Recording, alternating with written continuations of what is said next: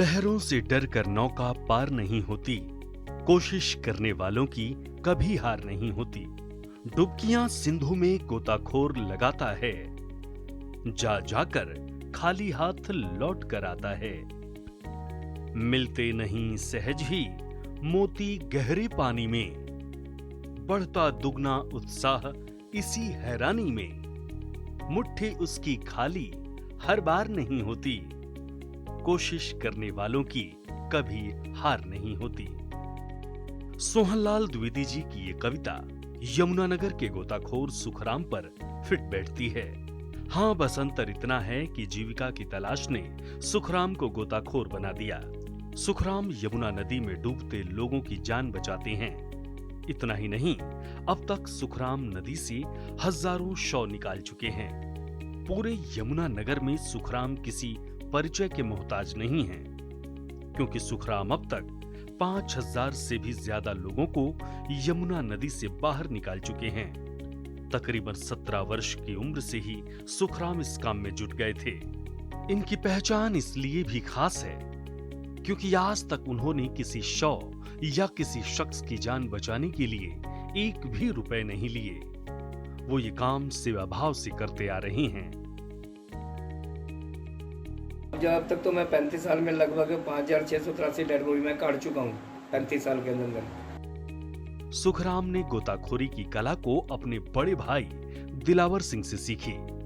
सुखराम कहते हैं कि पहले ही दिन उनके भाई ने उन्हें एक बड़े गड्ढे में धकेल दिया था और उसके बाद उनका तैराकी जीवन शुरू हुआ।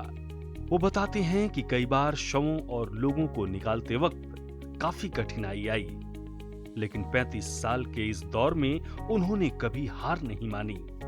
समय की गति आगे बढ़ती गई और उनका ईमानदारी से सेवा भाव का काम जारी रहा। वहीं लोगों की जान बचाते बचाते उन्हें एक और शौक लग गया। ये शौक था ऐतिहासिक सिक्कों को जमा करने का। अब इन सिक्कों को जरा गौर से देखिए। मुगल काल से लेकर ब्रिटिश काल तक के सिक्के और भी न जाने कितनी प्रकार के सिक्के। सुखराम बताते हैं कि इन्हीं सिक्कों में अनगिनत सिक्के ऐसे भी थे जो सोने और चांदी के थे, जिन्हें बेचकर समय समय पर ये अपने परिवार का भरण पोषण करते आ रहे हैं। लोगों को जैसे जैसे पता चलेगा हमारा मच्छी मल्ला था, विश्वकर्मा मोहल्ला जो भी था, जो भी आता वहाँ पर कोई डूब गया मच्छी मल्ले में आया करता था, क्योंकि तलाक वहीं रहा करते थे। जाता तो कोई था नहीं, मेरा भाई जाया करता था।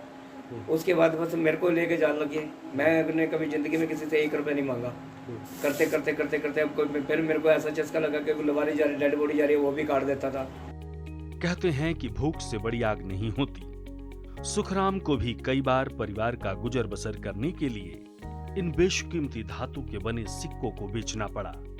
वो कहते हैं कि यदि सिक्के ना बेचते तो आज उनके पास 2 क्विंटल से ज्यादा बेशकीमती सिक्के होते। सुखराम ज्यादा पढ़े लिखे नहीं हैं। शायद यही वजह है कि वे नहीं जानते कि इन सिक्कों की आज के दौर में क्या कीमत है। जीवन के 53 साल बाद भी सुखराम आज भी सिक्के निकालते हैं।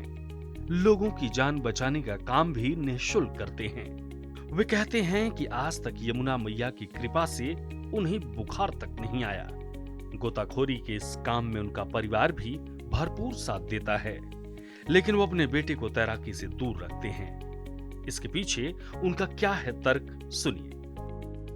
मैं तो लगभग अगर मैं शुरू से जोड़ रहा होता तो लगभग 10 किलो तो मेरे पे चांदी के सिक्के होने चाहिए, 10 से 12 किलो, क्योंकि मैं बहुत ज़्यादा चांदी के सिक्के बेच के खा चुका हूँ। चांदी का तांबे के मैं कभी 10 किलो बेच दिए, कभी 5 किलो बेच दिया, ऐसे ऐसे करके अपने जरूरतें पूरी करी। मतलब रोटी के लाले पड़ रहे थे तो कमा के खाने वाला देने वाला कोई था नहीं। मुझे गर्व है उनके ऊपर, क्योंकि वो किसी की मुसीबत और किसी का दुख उनसे देखा नहीं जाता।